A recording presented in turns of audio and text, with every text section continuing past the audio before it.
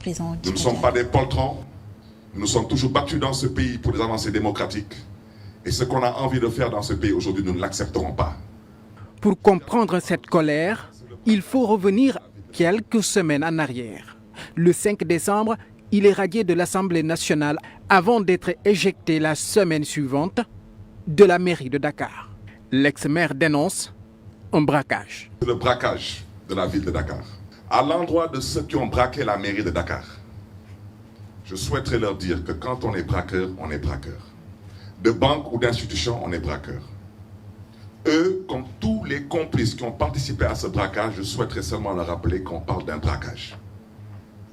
Prendre une institution, l'encercler par des forces de l'ordre et dire que l'élu n'a pas le droit de rentrer dans cette institution, c'est un braquage. 3 semaines plus tôt, avant la perte de ses 2 mandats, la tête de liste de la coalition Sam Sakadou voit 80 éléments de sa garde rapprochée arrêtés en pleine campagne des législatives anticipées du novembre dernier. Après plusieurs jours derrière les barreaux, ils ont été jugés. Certains ont été libérés, d'autres condamnés à des peines allant de 3 mois à 3 ans de prison ferme. Barthélémy Diaz parle d'otages et présente sa compassion à leur famille. Je voudrais dire à l'endroit des familles de ces otages que nous leur présentons vraiment toute notre compassion et que nous sommes avec eux dans ces moments.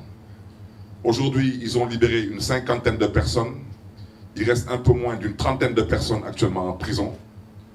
D'ici le mois de février, il en restera à peu près moins d'une demi-douzaine. Mais même s'il reste une seule personne en prison, c'est totalement anormal. L'ancien parlementaire dit être sur le viseur de son allié d'hier, mais il le met en garde. Si tu ne me connais pas, il fallait demander à Abdoulaye Wade qui je suis et à Macky Sall qui je suis. Mais toi, tu me connaîtras.